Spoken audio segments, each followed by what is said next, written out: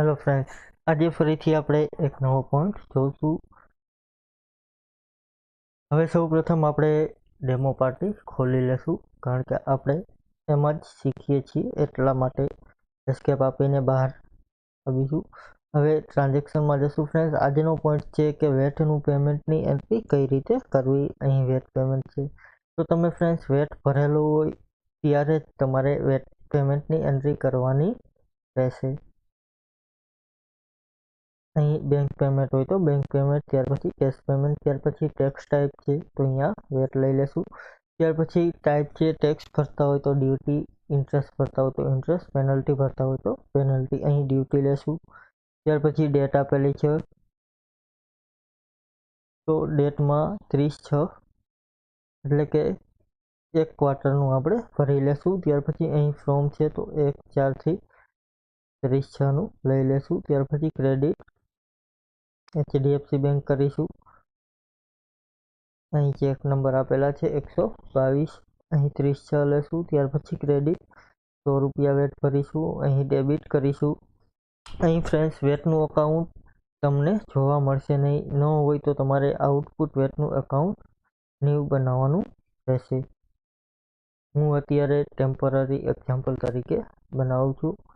અહીં લખીશ વેટ.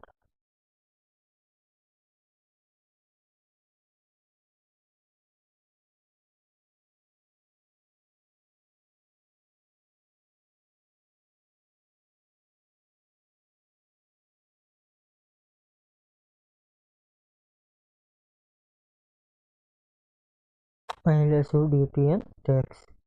અહીં વેટ લેશું. ત્યાર પછી ટેક્સ ટાઈપમાં GST, સી ફોર્મ અથવા તો CST ચાર્જ જે લાગુ પડતું એ તમે લઈ શકો છો. અહીં CST 4% લઈ લેશું. ત્યાર પછી અહીં લેશું આઉટપુટ છે અથવા તો આઉટપુટ પણ તમે લઈ શકો. ઓપનિંગ સ્ટોક ઓકે કરીશું. અહીં એન્ટર આપીશું, સેવ કરીશું. અહીં વેટની એન્ટ્રી આપણી થઈ ગઈ. આ રીતે વેટની એન્ટ્રી આપણે કરી શકીએ. સોરી ફ્રેન્ડ્સ, એન્ટ્રી આપણી સેવ થઈ નથી.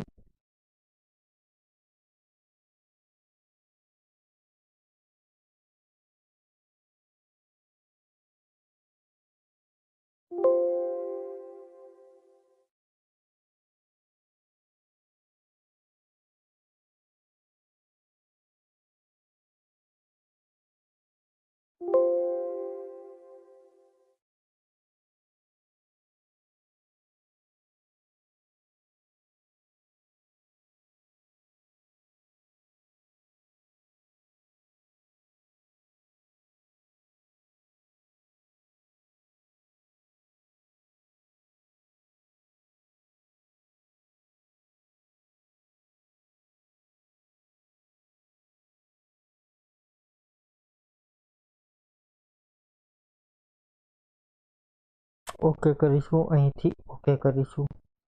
અહીં આપણી વેટની એન્ટ્રી હવે સેવ થઈ ગઈ હશે. અહીં જોશો તો વેટની એન્ટ્રી સેવ થઈ ગઈ છે. Voucher number 122.